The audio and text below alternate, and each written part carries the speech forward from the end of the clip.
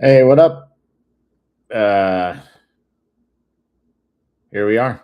We got our podcast going. We got the live stream. No one's going to join the live stream because no one knows we're even on here. But this recording will go up. It'll go up on Substack. You'll be able to download this as a podcast. So you can just listen to it in audio off Substack, and then you can also, I think, you can get it transcribed. I don't know, but I don't know. I'm not transcribing nothing, but we will get this so you can. Substack will be kind of where some of this stuff lives. It'll also be on YouTube. But yeah, it's the new year. Still got some holiday stuff up. I think these cards are probably 30 or 40 years old now. I've got just wanted to talk a little bit about what we do at Enduro Ranch. This whole thing really, like, we've been talking about doing this for a long time, to have some kind of announcement or whatever, because stuff's always happening around what we're doing. I mean, it doesn't matter if Russell's got some crazy new project, or the dogs are doing something ridiculous, or the conditions are always changing. A lot of times we have cool stuff happening with the riders that are in our classes. Level Up is definitely our premier program. If you are very serious about getting better on a dirt bike and not allowing your buddies to take you out and destroy you every week because they think it's really cool to put you on stuff you probably don't belong on, because they hack themselves up anyway. They hack their way up anyway. But if you're getting tired of that and you actually want to go out and feel confident and comfortable, that's a cool program. I'll plug that all the time because we thoroughly believe in it. We just really believe in, like, riding responsibly. It's probably worth noting that we contribute, we give back to the community, we donate to people like TPA and Blue Ribbon Coalition, fighting for our trails. We also, most of our people that are involved with us get out and work on the trails in their local communities, and we're connected with a lot of really cool communities across the state of Colorado, not so much in Utah yet. The other things we do that you'll find in the podcast updates, besides stuff that's happening like in the communities where you can volunteer and things like that, is going to be the trailhead conditions. So I've got my buddy Jim, top of Jackson Creek Road.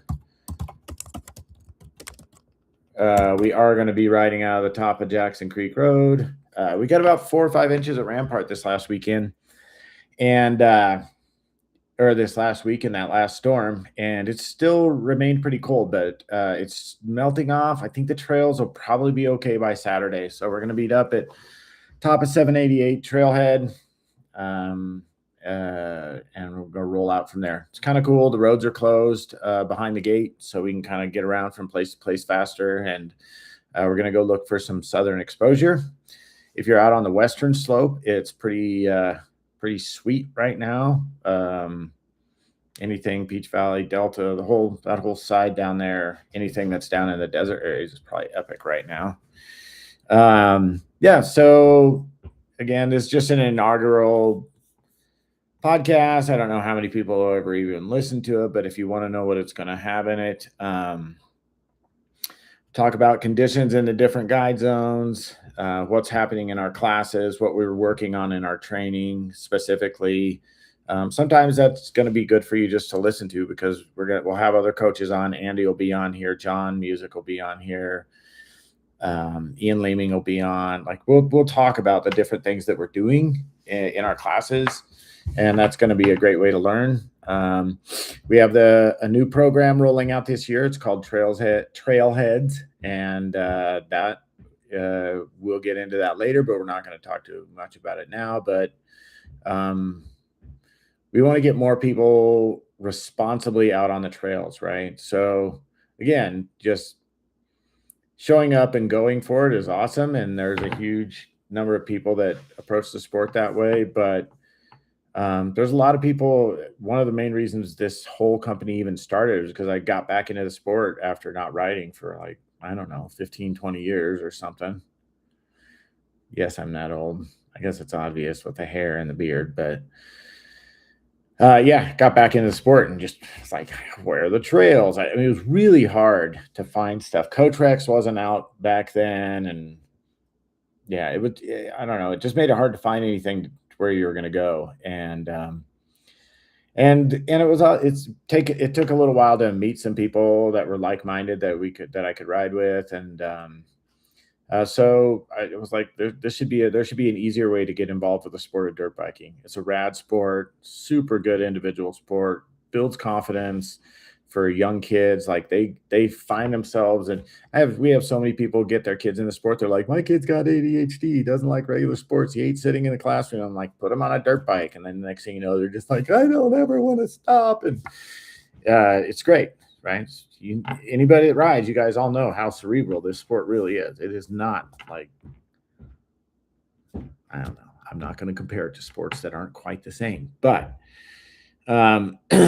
so we'll talk about the Trailheads program again at another time. That is going to roll out February 1st. And then we'll also in some of these episodes talk about the work parties that are going on. Especially in high tide during the middle of the season, there are a lot of work parties that you could attend, and getting involved with one of the communities in your area, one of the management committees in your area, is a huge win for you and for them. You meet super cool people that are dedicated to keeping your trails open and keeping them well managed, and then expanding them, or building enduro parks in your area, that kind of thing. And then you'll meet, and then you get a ride with them, right? These people are really quality people that aren't just out there to just go and destroy all the trails because they think it's a motocross track, and they still haven't figured out that momentum is your friend, not more horsepower. I mean, okay, horsepower is good, but I'll take Cody Webb on a TTR, whatever they are, 230, TTR 230 or 220, 230, against a good amateur rider any day on a 450. Rich Larson did it, right? He did it on the KLX.